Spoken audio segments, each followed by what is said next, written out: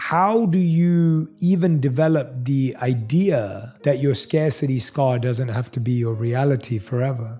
So there's an idea that I share called recruit a dead board of directors. Mm-hmm. And recruiting a dead board of directors is about the power of mentors. And all it takes is one conversation with an interesting person to revolutionize the way we see the world. And we talked about the Penham programming, the 5 forces. In so many ways, we adopt when we're little kids, we have these social cues and we watch and listen to how our parents see the world. Yep. And that's what parents do. They teach us how the world works. And for a lot of parents, they teach us scarcity. Money doesn't grow on trees. I had one client, his father repeated over and over and over again, all rich people are liars, cheats, and thieves. Mm-hmm. How many times do parents say, that's a great idea. You want to be in the NBA, or you want to be a painter, you want to be a best-selling author, you want to be a billionaire, be reasonable. Makes me think of George Bernard Shaw. He said, the reasonable man adapts himself to the world. The unreasonable one persists in adapting the world to himself. Therefore, all progress depends on the unreasonable man.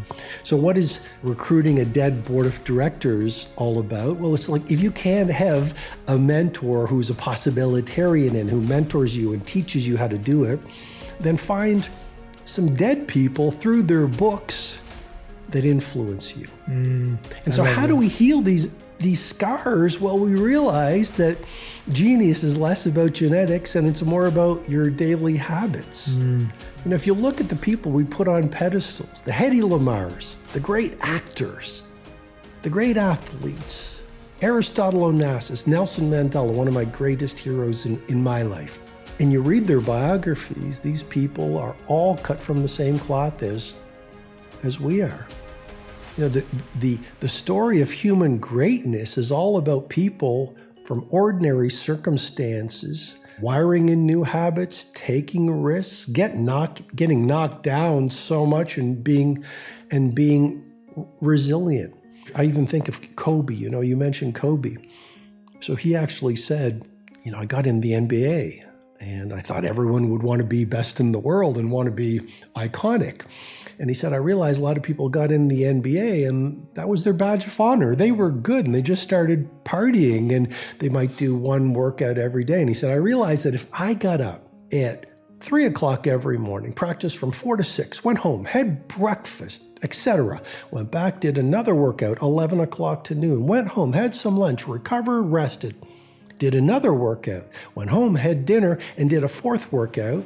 To use his words, after a period of 4 or 5 years, I would develop an advantage so great that no one would ever catch up.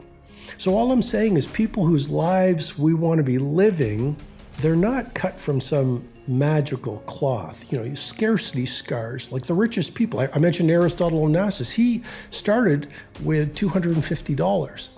But they're just doing a series of practices and they're adopting different ways of seeing the world, and they're not playing victim and giving away their power to external things.